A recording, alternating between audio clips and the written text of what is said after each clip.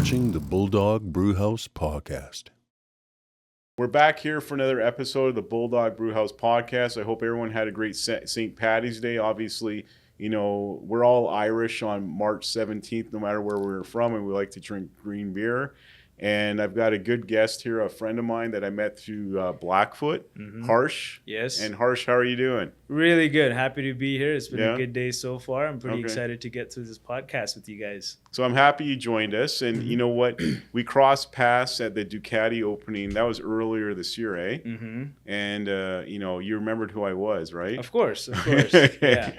I think I've seen you about 50 times at Blackfoot in my time frame there. Yeah. So you're a regular there at Blackfoot anyways. Yeah, unfortunately for my bank account. Yeah, I think you've got a pretty high record of bikes that you've bought through us. Exactly. So, yeah, you used to work there. And obviously I know you through Blackfoot, and I know you like enjoy motorcycling. And now you've also ventured off onto real estate, correct? That's correct, yeah. Okay. Like 7 years at Blackfoot, I think it was long enough time where I find, you know, I got what I wanted. I had all the fun, and it was time to venture off into real estate, which is something I wanted to do for a better part of 8 years. Let's just put it that way. All right, great. So I know who you are. So where are you originally from?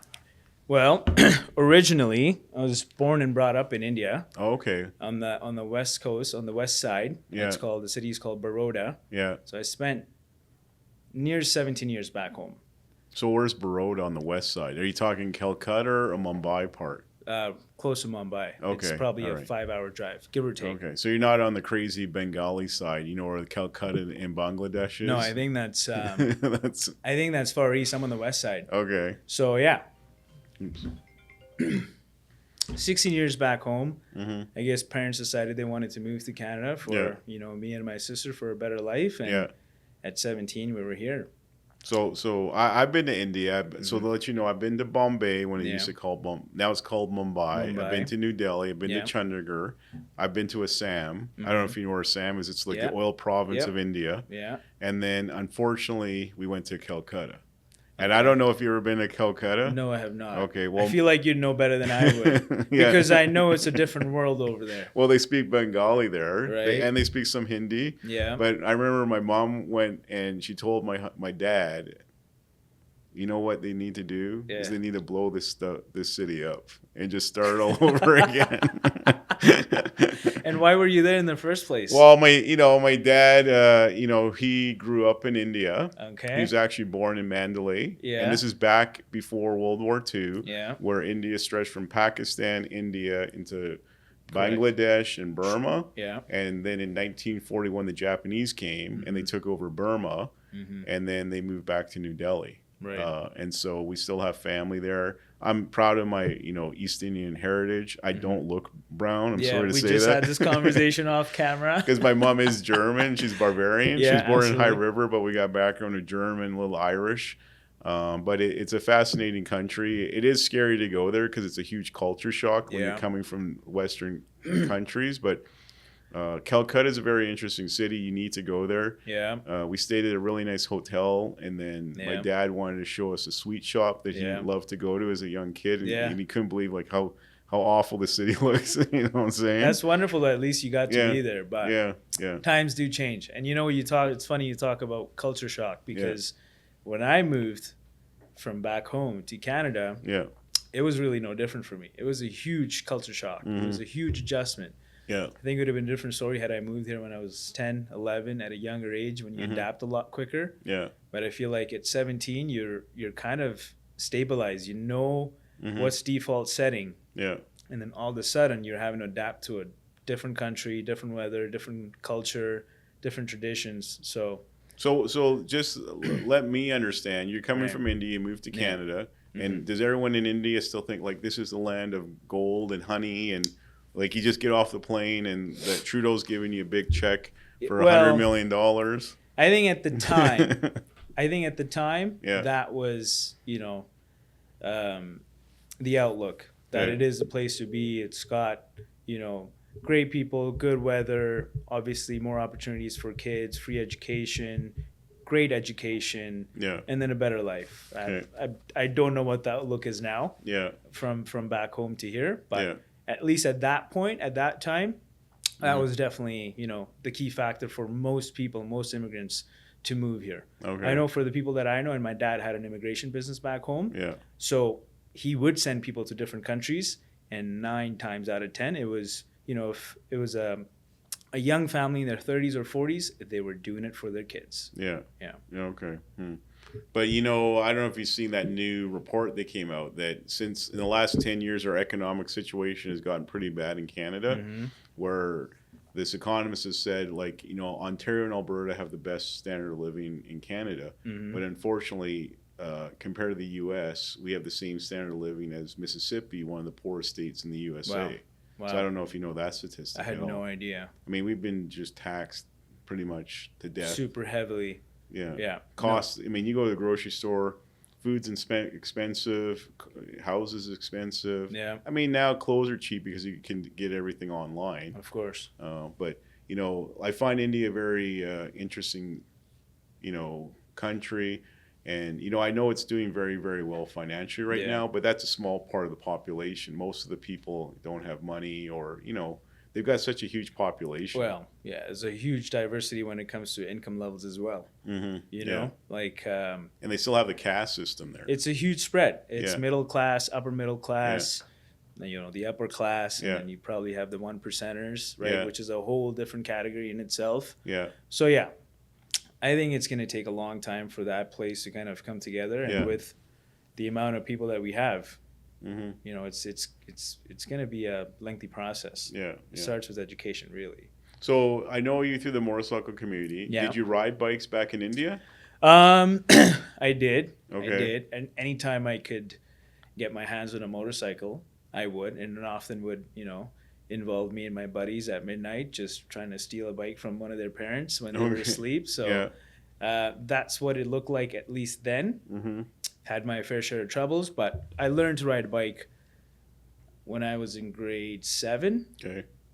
And that was obviously not legal. Yeah. I don't know how old I was, but probably like 10 or 11. I was riding a 2-stroke 125 on the streets. Yeah. So it started then. Yeah. But the passion for motorcycles was always there from a very, very, very young age. I still don't know where it comes from, but it was there when I was very young. Okay. It's just a natural infatuation towards motorcycles. And then you moved to Canada, and did you get into motorcycling when you moved to Canada Pretty too? much, yeah. As soon as I could save up money and obviously get a job, save up money, the first thing I spent money on was a 03 CBR 600RR. Oh, Honda. Yeah, that's I was barely even 18. Yeah. So I was like, enjoy okay, that bike? I loved it. Yeah. I rode it for a year, had a good time. As a kid, that was completely infatuated, like just in awe of big CC motorcycles. For me to be not even 18, and be on an inline 4 CBR, I thought my life was made. Okay. And then what bike did you have after then? After that, I got a 07 Gixxer 600. Yeah. Okay. And then pretty much every year I kept swapping bikes. So I went from that to an 06 Triumph Daytona 675. I was like, you know what? I want to try all the 600s. But then I went back to another 07 Gixxer 600. It was such a good bike. Yeah. And then eventually I moved up to a ZX10R. Yeah. Got rid of that. Got an R1. Had an accident on that. And then I got a Super Duke. And I'll be back on an R1 again this year. Okay. And then what did you like about the Gixxers? Because everyone knows that Suzuki's kind of a classic, very stable, bread and butter bike. Eh? Yeah. I think Suzuki's got it nailed. Yeah. When it comes to reliability, ease of use, usable power band, they've got it figured. And not to mention that most guys, whether you're 5'5", 5'9", or even 6'3", they'll always find themselves comfortable on a Suzuki. Yeah. So that's what I liked about it. I liked the looks of it, at least back then. 06 looked quite nice. And the power band, just because I think around town, which is what I was doing and most guys do, I was able to get into the gears, It's not like the R6, because R6 is a lot more aggressive in its tall gearing. Yeah. So for me, the allure was, it's a good all-around bike. And I didn't have the greatest experience with the Triumph. Yeah. So I was like, I'll just go back to the Gixxer. So what was your experience with the Triumph? Because I've got a couple of Triumphs at home. I've got the Moto 2... 765. Yeah, the limited one. That's kind of fluorescent. Really good bike. I find it it's got the clip-on bars, very aggressive for even a naked bike. Yeah. And then I've got a Rocket 3. Yeah. Which I like, but it looks like a pig. But once you ride, have you ridden a Rocket 3, the new one? Yeah. It's very agile. I have, like it's so well balanced. I was surprised. It just rides like a street speed twin or something like that. Yeah, yeah. But what was your issue with the Triumphs? Well, Triumphs, I think back then, they weren't that sorted out as they are now. Yeah. I think now they're completely different than they were back in the mid-2000s. Yeah. So it had electrical issues. It just wouldn't idle properly. It had, charging battery issues. And I didn't have a garage at the time. Okay. So I couldn't work on it much. I didn't want to spend too much money on it, so I fixed it and sold it. And so let me ask you this, because I met you through Blackfoot, and you're always very nice to talk to there, and you're a gentleman. But when I go upstairs to the European models, like okay, BMW's on the right, and they're busy. Then you got Ducati. Obviously, it's like the Ferrari, Lamborghini. Everyone's in there looking at stuff, and then you look at the Triumph, and it's pretty dead. Yeah. What is the problem with Triumph? And they've gone through salespeople. Obviously you would know of Davey. Yeah.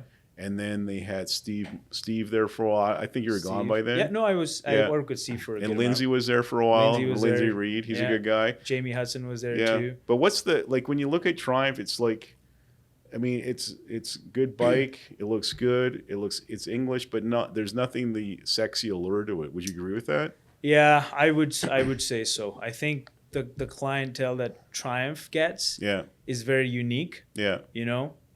They have a certain style to them. I think BMW and Ducati, because they offer, like Ducati offers the crazy, sexy, fast motorcycle with all the tech, so they're able to kind of segregate that from them from Triumph. Yeah. Truth be told, it's kind of confusing because now Triumph makes some ridiculously good product. Yeah. Like you said, the Moto 2 Daytona. I mean, that's a really, really good bike, but obviously you can't get your hands on it much. Yeah. I don't know. I think for the longest time, it just has to gel well with the salesperson and the clientele that's coming in. Okay. But a big part of it could also be just Triumph having to spend more money on the marketing, like the way BMW and Ducati is. Because I think if they did what they had to do, I'm sure it'd be a lot more busier. Because truth be told, they have really exceptionally good products. They're so polished, those bikes. Now, anyways, they're super classy. Yeah. It's just, how do we get them out the door? Is it price? Is it marketing? What is it, Well, let me give you an example. Okay, you think they're good. Yeah. But if I gave you a check for $30,000, and I said, okay, you can go upstairs at Blackfoot, you can buy a Triumph, a BMW, or a Ducati for $30,000. Which one would you buy? Well, I think for me, it's going to be a pretty straight shot. What is that? It's going to be a Panigale. Okay. Yeah, V4. So I think when it comes to sport bikes, for sure, I Mm-hmm. think BMW and Ducati is the way to go. Yeah.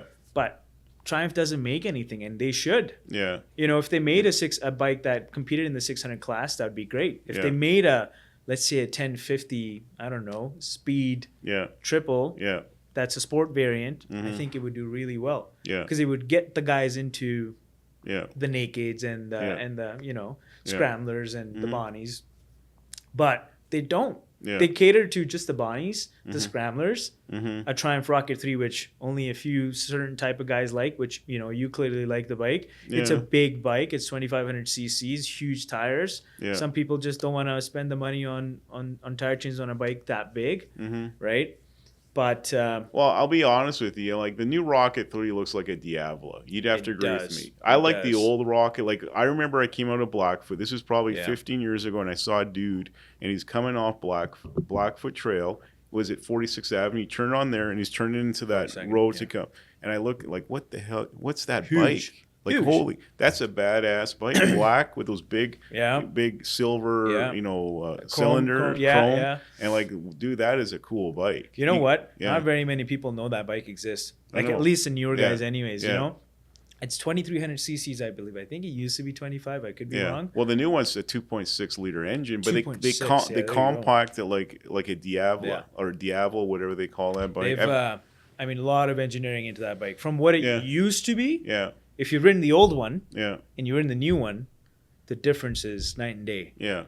So yeah, like. But honestly, for the looks, I'd take the old Rocket 3 over the new one any day. It just looks like a bad bike. I wonder if it's nostalgia for you. I wonder if it's that moment where you saw it on 42nd Ave that makes you associate with it as just a badass bike. Oh yeah, you know. Well, it reminds me of the VMAX. You remember the VMAX? Yeah. Like I wish they could bring that bike back. The Yamaha. Yeah, 2020. What was it? 22 the last year. Yeah. I think we sold the last matte black one that we had at Blackfoot. And I think Ron showed it to me, and I looked at it, and I thought I could have bought it, and I walked away, and now I regret it. But there's some renderings on YouTube now that some guys are coming up with a new futuristic VMAX. It looks pretty cool. I love to see a VMAX. I think it would be legendary if Yeah. Yamaha brought back the VMAX. Mm-hmm. But again, you know, I feel like it's not going to make a comeback. Who knows? Yeah. With the regulations and Euro standards. Yeah, Euro standards. It's just so difficult. Yeah. But yeah, the people have said third gear burnouts on that bike's pretty easy. I think you would compare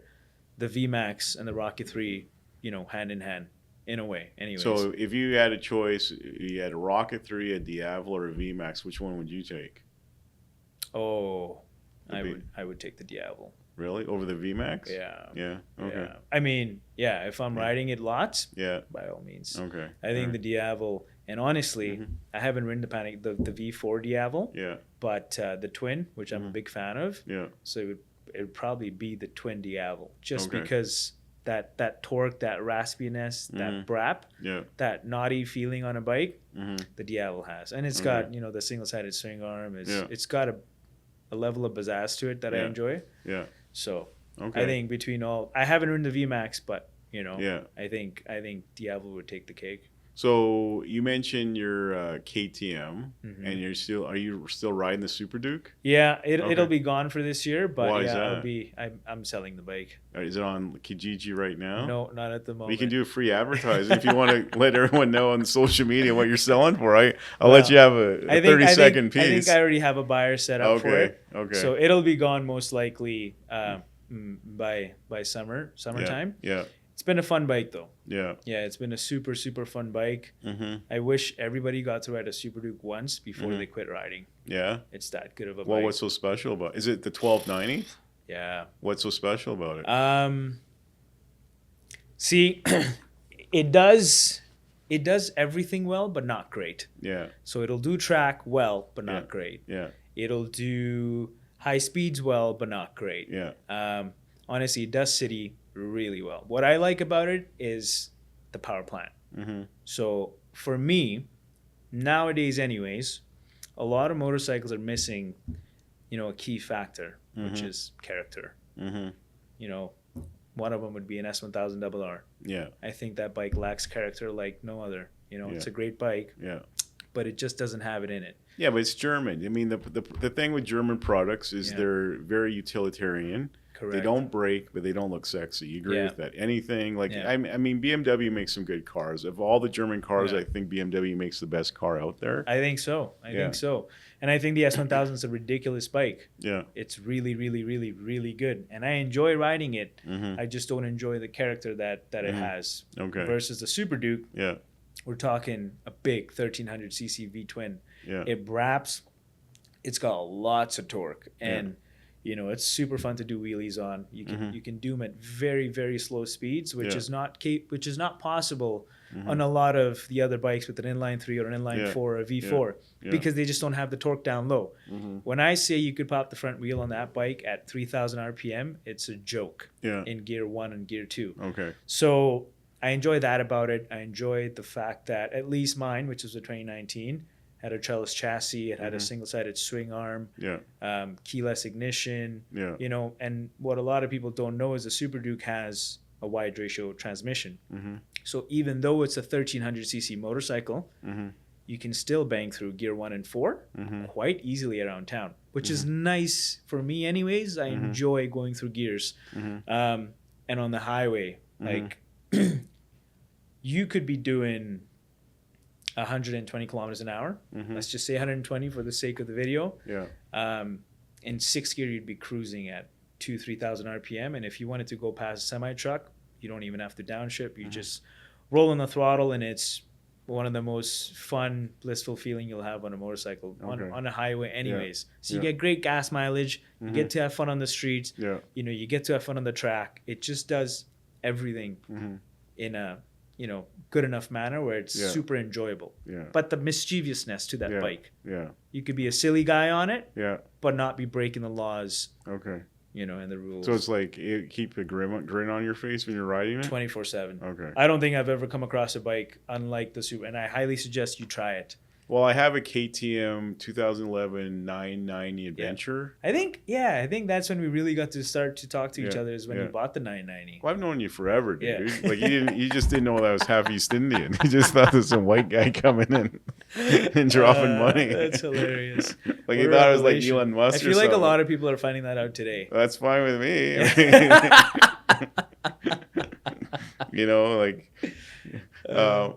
But, at the end of the day, when we're talking about KTM, I remember when the Super Duke came out. Yeah. And I wanted one so bad. And KTM has this tendency, they'll release a new bike and they'll we'll send 3 or 4 in Canada. And then by the time I could get one, I think it was year 3 or 4, and I said, you know what, I moved on. Forget about it. Done. You know what? Yeah. They did kind of, because I know KTM does a good marketing, the orange look. They got very good ads, but they tease you, and they only bring so many bikes into, like, especially Canada, because we're such a small market. Yeah. But it sucks because now they're in not a great position. Financially. So, financially. And we don't know where things are going to go. We were so close to finally getting the RC8C. Yeah. And I'm sure you've talked to Ron about it. But we're not getting it, right? They're still stopped producing until things get better. So it really does suck. But for any motorcycle enthusiast, if you're into motorcycles, I would highly encourage you to get some seat time on a KTM Super Duke because it's unlike any other. It's not maybe I should come over and ride your bike on the weekend. You're more than welcome to. Yeah, anytime. You're more than welcome to. Okay. Yeah, and I'll let you ride my daughter's tricycle. Yeah. I was gonna say if I had to pick, I'd pick that Anniversario. Oh yeah, but that's not leaving the building, is it? No, not right now. Yeah. But I wouldn't mind trying it out because I really wanted the KTM Super Duke, and and by the time they got to me, I said, you know what, I think I was dealing with another dealership, and we have one. I said, you know what, I've moved on, forget about it. So, but KTM, I mean, the 990 is a cool bike. Super cool. Tons of torque, a lot of speed. It's perfect for my height. It's not that big, GS adventure bike you don't need anymore. Yeah. But KTM, we all know, you mentioned the financial situation going on. Yeah. Where do you think that's going to be going? I don't know, unless and until they get bought out. Yeah. It's not looking too good, but I'm sure KTM's going to have, a backup plan. Yeah. It's just scary the fact that they're not building any more bikes. Yeah. So even MotoGP, they're tied up till 2026, but after that, they're not going to be participating in. Oh, are they going to be at Dakar this year? The rally? Sorry, what? Are they going to be at the Dakar rally? I have no idea. Okay. Because I don't think they'd be spending that kind of money if they don't have products that's going out the door. Yeah. So it's really anybody's guess. I'd want them to stick around, and I think they'll stick around one way or the other, whether they figure it out or somebody buys them. Well, I've heard that they're getting rid of gas, and then they're dropping MV Agusta. I think they've already dropped MV. Yeah, they did. They did that very early on, actually, because that's the first thing you'd want to do. Yeah. Because they had just invested in them not long ago, so it was easy to pull out of it. And then Husky, I don't know if they have an interest in Husqvarna anymore, or they dropped them. But I don't think they've pulled out of that yet. Yeah. I could be wrong though. But I've talked to Ron about this. Ron Newman at Blackfoot. He think it would be ideal for Mercedes to come in and buy them because they need a motorcycle brand. Because Audi has Ducati now. Yeah. Obviously, BMW has BMW motorcycle Motorrad. Yeah. And Mercedes is missing that motorcycle aspect. And I think that could be a good marriage because Mercedes is doing well. They could probably pick up KTM for a dime and they market the crap out of them, hey? Well, I wonder how Ron came up with that. Was that a thing or was it just a thought? Well, Ron's middle name is the Professor. Yeah, the Professor. If you guys don't know, Ron's a relic at Blackfoot Motorsports. Yeah. He's been glued to that chair for God knows how many years. Yeah, he knows all the ins and outs of exactly what's going on. But that is cool. It's a great way to think about it. Yeah, because I think Lamborghini and Ducatis are tied. No. Yeah. So Volkswagen owns Audi. Yeah. And then Audi bought Lamborghini Correct. and Ducati. Yeah. And then they keep on doing this Ducati Lamborghini Correct. merger. And Which you keep falling for. Yeah, I think I'm stuck. I'm stopped doing it. And then they brought out that Ducati Bentley. Yeah. I don't know if you saw that Diavola. That didn't sell well at all. I did. I didn't see. I saw it, but I didn't know if anybody bought it. I think they sold 4 at Blackfoot, but I know they had. I still don't think they're sold out of the version because Bentley's just a different market. Different, yeah. Lamborghinis that you can see people be getting into them, but yeah, Bentley not too sure. Well, it was a beautiful bike though. Yeah, I looked at it. It's green, and the problem is Lamborghini's Lamborghini, and no matter what, you have the Lambo boys that follow it, and they'll buy anything Lamborghini. Yeah, doesn't matter. Yeah, very true. So, where did your obsession for motorcycles? Well, from my dad. I mean, he had Yamahas. He was always a Yamaha rider. Yeah. And, he liked riding. He was a surgeon, so he's careful not to ride too much because if he wipes out and rips off his fingers, not much industry he can do. Game over. But then just getting involved in motorcycling and pretty much like majority of our family rides. I don't know if you know David Walker, who runs Perfect Lap. He's my brother-in-law. Yeah. My other brother-in-law, Christian Ing, who's partners with him, he rides. He has a Ducati V2. So they're both your brothers-in-law. Yeah. No way. And then my sister Maya, she's a doctor. She's got her Class 6 too. Right. So a lot of our family rides. Yeah. Yeah. So it's fun. So it was within the family, and you kind of picked it up and ran. That's about it. Yeah. How long you been on 2 wheels now? Oh, probably like almost 40, 50 years now. Long. Had half a dozen crashes. Yeah. Yeah. Any major injuries? Well, I got a herniated L4, L5. I had a big crash 3 years ago. 3 years ago? Yeah, back in 2022 in July. What happened? Went down, and thank God I had full gear on, or else my knee would have been blown out. Really? And I totaled a Hypermotorrad Ducati. Oh yeah. Yeah, I think it was the 950. The RVE Special. I don't know if you remember that one. Yeah. That was a fun bike. Yeah, with the Öhlins. Yeah, I think so. Yeah, Öhlins suspension. No, I don't think it had Öhlins suspension. Were you wearing full gear? Or? Oh yeah, of course I was. Yeah, my knee I wouldn't be walking right now. Yeah. My right knee went down straight on asphalt. Yeah. And it would have been blown out. Wow. Yeah. No bueno. But no other major injuries to your body? No. But, I got lower back pain. Yeah. Right knee pain. Yeah. So, how about yourself? Any major crashes? Yeah, I do, unfortunately. Yeah. I've had one when I was quite young. I think I was 18, 19. Mm-hmm. I was just being a silly boy on my first Gixxer 600. Yeah. And I had a crash on that guy.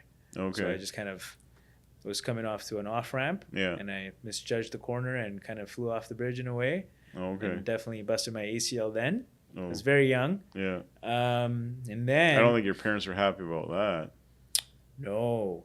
But in 2019, I had a really big one right off of Deerfoot and Douglas Glen. Don't remember anything that happened. I just remember waking up in the hospital and I'd broken probably what's thought to be 25-ish bones because I completely blew up my foot, my left hand, my neck. So you have no memory of the crash at all? None whatsoever. I just remember waking up in a ton of pain, and that's it.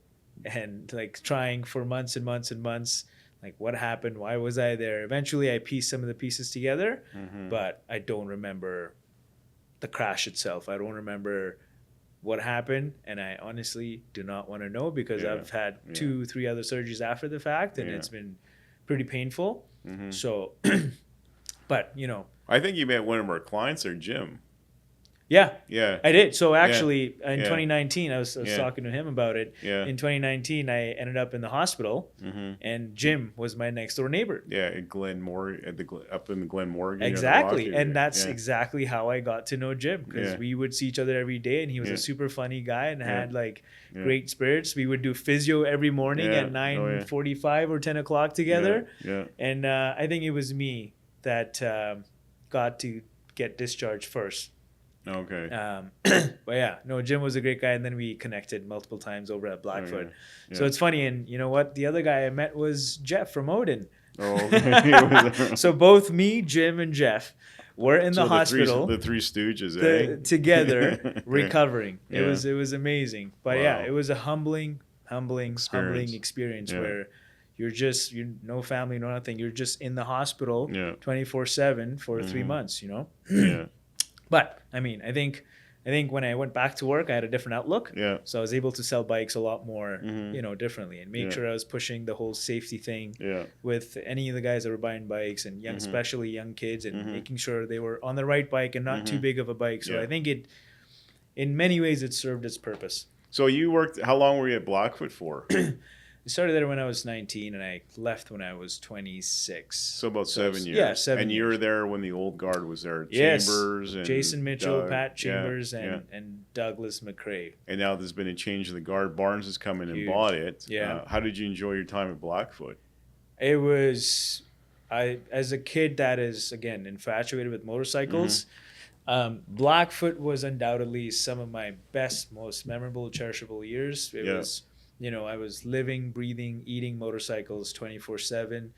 I was cleaning them. I was riding them. I was selling them. It was amazing. So I think my time at Blackfoot was really good, especially considering I'd only been in Canada for, you know, maybe a better part of 5 years.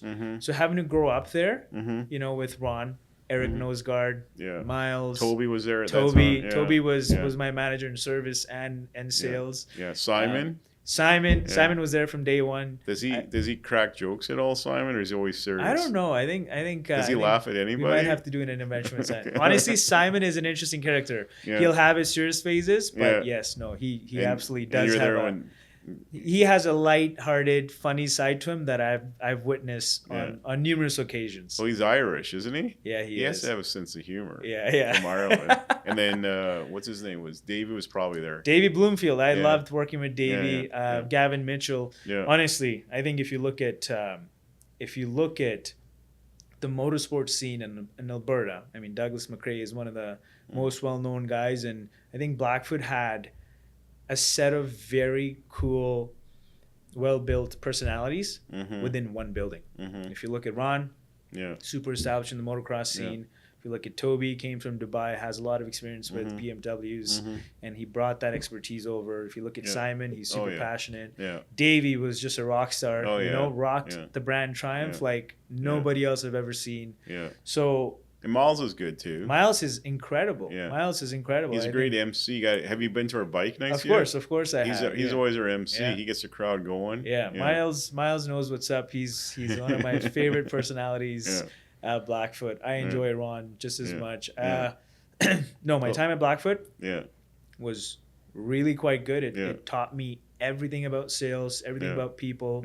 It allowed me to network with the community, which is, you know, a key thing with real estate, because you have to have the network and obviously sales and just the know-how of what's right and what's wrong. So 7 years, such a good time. I got to ride so many bikes. Like it was a kid's dream. At least for me, it was an absolute dream. So it was a good foundation for you to work at 7 years, learn business, learn sales, learn how business is done. You know, customer always is number one. Of course. You know, make sure you have a good personality, and you got to hustle too, right? Yeah, absolutely. I think without any of that, I mean, those are key ingredients for, I think, most things in life anyways. Yeah, and then so obviously, you know, you've moved on to bigger and better things. What was the appeal to become a real estate agent? Well, I think I wanted to be in real estate quite early on. I remember when I was in SAIT, I was maybe 18 or 19. I was kind of figuring out what I wanted to do, and real estate was always something that appealed to me. Yeah, and why is that? I couldn't tell you. I just from the very early on, just the idea of being a real estate agent, being in sales. I think my dad was in sales, so I liked the idea of sales. You know, at that time, I didn't have a clear path. Okay. I knew I wanted to be in sales, and I knew eventually I wanted to be in real estate. You know, I liked houses. I like sales, and I like seeing really nice houses. But I think the perfect segue was me getting a job at Blackfoot, and I was like, you know what? I know I'll end up on the sales floor one way or the other. That was always there subconsciously. Long and behold, Jason Mitchell puts me on the sales floor, and I was like, okay, this is the perfect learning I need to do. Because I'm getting paid to learn here and have fun. And that was kind of it. And after that, it was like, okay, you know what? I think I'm ready. Because real estate was something I wanted to be sure of and be 100%. And I know it's high risk as a single person going into it if you're not prepared to kind of take on. Yeah. Right. So. But anything in life is a risk, you know. I mean, you could have you get your doctor's license and not be a very good doctor. And you have no patience. You understand? Yeah. And then so you took the real estate course. You obviously passed, got your license, correct? Mm-hmm. And then what brokerage are you working with now? I am with eXp Realty. Okay. Yeah. And how do you enjoy those guys? I love it. Yeah, I love it. I actually met my business partner Neil Lozon at a racetrack. Yeah. Became good friends. He would come at Blackfoot quite often. And the friendship just kind of took off from there. And eventually I told him, like, I want to go into real estate. And this was 2-3 years before I actually did it. Mm-hmm. And he kind of always kept me in the loop. And, you know, I knew we had a good enough relationship where he was the type of guy that I'd want to be mentored by. Mm-hmm. And when Barnes took over Blackfoot, that was kind of my sign. Mm-hmm. Okay, well, the old guys are leaving. Yeah. To any new corporate that comes in and buys a dealership, you're really, respectfully, you're nobody to them until you've put some seat time with them, right? Yeah. So, right when Blackfoot came in, Barnes came in. That's kind of when I decided, you know what, it's time to get into real estate. I've been wanting to do it. I'm trying to come up with excuses not to do it because I like working with bikes so much. Yeah. So I think at that time I just made the jump and I went in with Neil, and he's been a great mentor with me. Yeah. And taught me everything from start to finish, and still teaches me to this day, and probably will keep teaching me. Mm-hmm. And we get to ride bikes together. We race together. Yeah. What does he ride? He's got a plethora of bikes. Okay. He's got an RSV4. He's got a 450 SMC. Mm-hmm. He's got a Gixxer 600. Mm-hmm. He's got 2 R6 race bikes. Mm-hmm. He just recently picked up the RC8C, the track only version. Yeah, of the KTM. Yeah. Probably a couple of the bikes that I don't know if they're sitting in the garage, but he's a huge enthusiast. Yeah. And he races full time now. Okay. He used to ride street, so we connect on that level. Mm-hmm. So it's super fun that we work together. Yeah. But then when the track day comes, we're both excited to go hit the track. Yeah. Right. So it's a very cool dynamic. So you go up to Carstairs, or which track do you guys go to? So when it comes to racing, at least last year I did it with the EMRA. Okay. And Neil does it with EMRA. That's up in Edmonton, right? Edmonton. Yeah. So it's Rad Torque. What's their track like up there? It's tight, it's technical, it's a little bumpy and a little unsafe because it doesn't have runoff areas. Mm-hmm. It's like they've got a wall on turn 1. Mm-hmm. So you really have to be sure on turn 1 and not really push your boundaries, because you don't want to be, face planting into the wall, because there's no tomorrow. Exactly. So it's a little dangerous, Rad Torque. I've been to RMM, which is super fun, super technical. Yeah. I've been to Area 27. And I've also been to, I forget the one outside of Strawberry or I can't remember the name. But there's another little track just outside of Edmonton that I've done as well. Okay. So, mainly Rad Torque. But I think now with the CMRA, which is Calgary Motorcycle Racing Association, they are finally coming back. And they've made a pretty good comeback. And they're going to be hosting track days, racing and race school at RMM. Mm-hmm. So I'd like to be involved with the CMRA and kind of, get the Calgary guys to be more involved with racing in general. So the guys that are, finding themselves to be, having a little too much fun out on the streets, maybe I can persuade them into, joining me on the track. So what's the appeal to the track? Like, say, you're just a guy and you got you got a good bike, a Yamaha R6, and you just like going on the 1A, go down to Chain Lakes. What's the appeal? How would you sell the track to someone who's like thinking of doing the track but not sure about it? You know what I'm saying? Well, there's many reasons. I think there's plenty of guys out there that want to do track but don't know where to start. And I think step number 1 for anybody that's watching, just go do a race school. I mean, that would be the best thing that you could do. Yeah. The appeal is obviously it's a lot safer. Yeah. It doesn't involve you getting, hurt on the streets, hit by an animal. Mm-hmm. Maybe a police officer catches you doing something you shouldn't be doing. The repercussions are huge there. Yeah. And second of all, I mean, a track is the only place for you to really maximize the capacities of your motorcycle, especially a sport bike. Well, so even if it's an RC390 or an R6 or an R1, yeah, a track is you're gonna brake super hard. You're gonna get on the gas a lot sooner, a lot harder. You're gonna lean the most. So you could maybe get close to it on the streets if you're silly enough. Yeah. But I think track really allows you to do that. And now you're chasing numbers. Yeah. You're chasing lap times because it's a measurable way to see that, okay, like I'm progressing. Yeah. You can measure your progress. So once you start doing that, it's like, man, I can be better, you know? So you track your faster. KTM, eh? I've tracked the KTM a bunch. Yeah. I think I've probably done 1,000, 1,500 kilometers on the track with the KTM, maybe even 2,000. Yeah. It's a fun bike to ride on the track. Yeah. I wish I could wheelie on the track because that'd be super fun to do on the straights. Yeah. But it's a big bike. It's 450, 460 pounds wet. Oh, yeah. It's got a huge tank. Yeah. It's pretty wide. It's massive. Yeah. It carries 17 liters. Yeah. So on the track, it's very, very demanding motorcycle. Okay. Because it doesn't have clip-ons. Yeah. So really fighting the bike. And up until 2019, KTM didn't have preload on the Super Duke, which is crazy. Yeah. So mine didn't have preload. Yeah. So it was very tough to ride on the track. But you know, occasionally I would take my business partner's Gixxer 600, or you know, somebody had a bike that was ready to go, ready to ride, and I would just ride that instead. So what's your ideal track bike if you had to get one out there to just do track days only? It would have to be very close between the ZX6R and the R6. I think I'll be on a ZX6R this year, a full-blown track bike, and I've ridden that bike plenty. I know Kawasaki, right? It. Yeah, I think Kawasaki has a great platform. It's aggressive. It's got the punch. It's got the tech. Yeah. You know, I love the R6. I just haven't had enough seat time on the R6, especially on a track, to know what it's capable of. Yeah. Although data suggests the R6 is a better bike on the track.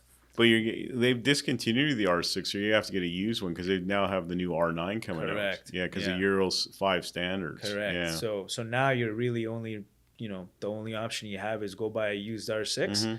The R9's doing well. Yeah. They won the first race in World Supersport, which is a huge thing for a brand new bike to do that, to end up on a podium. Yeah. So I think the R9 will be super fun. Okay. It's just, you know, you don't know until you try. Yeah. And it's so brand new that we don't know enough yet. Yeah. And there's not enough parts out there for it. Yeah. But I think for me, ZX6 R6 would be a pretty good, you know, either one of those two I'd be happy with. Yeah. They just have to be built right and have to have the right parts on it to get the job done. Yeah. But yeah, I think either one of those two bikes. If money wasn't an option. Yeah. Or a problem. Yeah, in the middleweight, I think the Ducati V2 is a fantastic bike. That's what Christian got. So my brother-in-law who runs Perfect Lap with David, he started off with a Triumph 765. I think it was the R, just the base one, or RS. And he had that, and all of a sudden he wanted a Ducati, so he traded that on the V2. I saw that. And he likes the V2. Yeah. The V2 is undoubtedly a super aggressive, incredibly track friendly motorcycle. It's not so friendly on the streets. Yeah. You know, it's so aggressive that I've heard a lot of people, in fact, funny story, I had a client that bought a V2 and then just about, I think, a month and a half later, he came back. He was 6'4", and I told him not to buy the bike. It's a big bike. He's a big guy. I told him not to buy the bike, and he still bought it. Yeah. And he was gonna buy an M109, which is a complete flip of a script. Boulevard to a V2. Yeah. 2 months later, he's like, "Yeah, I don't want the bike. Take it back." Right. So yeah, I've heard from many people, and in fact, I have, you know, done a good solid 7-8 hour stint on a V2, and my body was wrecked.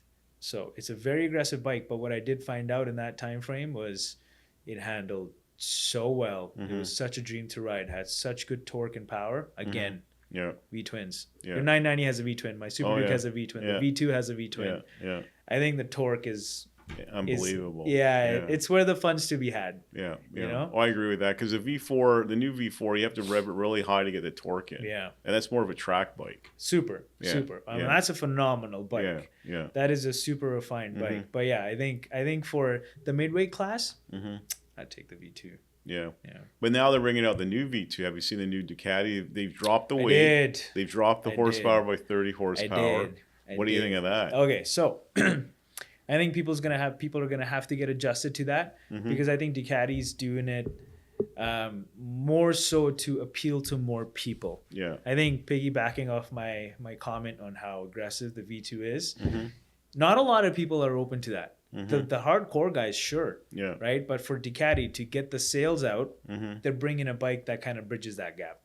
Right. So now if they've gotten rid of the V-twin, they've put in the parallel twin. It's a lot more budget friendly, the parallel twin, as opposed to the V-twin, is what they're saying anyways. Yeah. Well, I priced out a new one at Argyle. Don't tell the boys at Blackfoot. Yeah.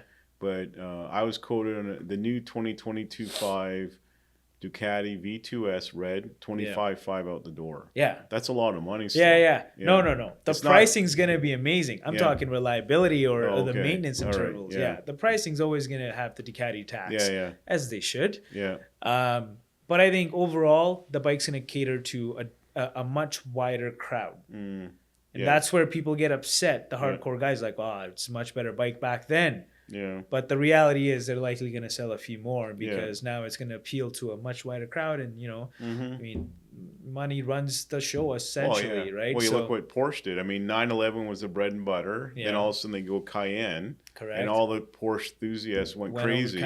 But you know what? Cayenne pretty much saved Porsche. 100%. Same as the Macan. Like if there's more Porsche Macans and Cayennes out there than the typical 911s, because they're bringing in revenue. Yeah. It's a segue into the brand. Yeah. So I think with that bike, it's also going to be a good segue, although the price point, like you mentioned, is quite big. So I think it's very similar to when Yamaha got rid of the R6, brought in the R7. Yeah.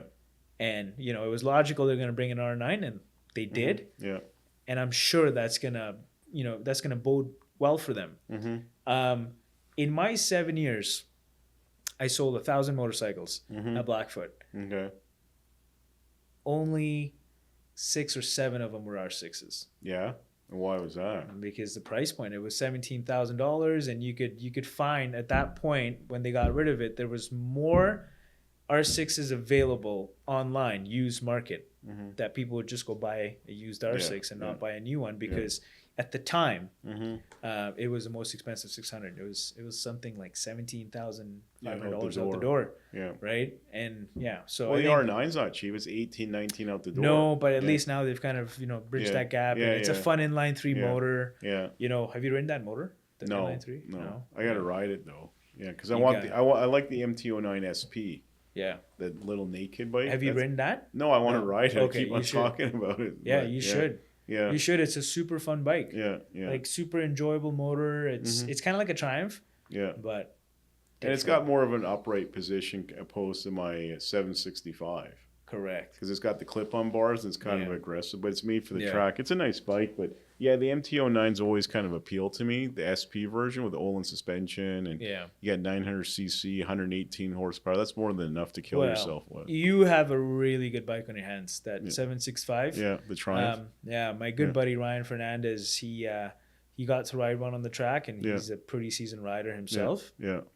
And he mentioned that out of the box is a really good platform. Okay. And this is somebody, if he's saying it's a good bike, I believe it, that it's a really good bike. All right. And I mean, if Moto2, Moto2 is using that platform, I'm sure it's a fantastic bike. So, everyone, talks about real estate, and it's like, okay, I'm going to get my license, and I'm going to be this big broker, and all the money's going to start flowing in right away. Yeah. Like, it's kind of a wash theory, isn't it? Absolutely. Yeah. Without a shadow of a doubt. I think I'm going to be a billionaire because I'm a real estate agent. And it's been everyone's got that idea when they get their license, correct? Why is it so tough to get in? Is it just competitive?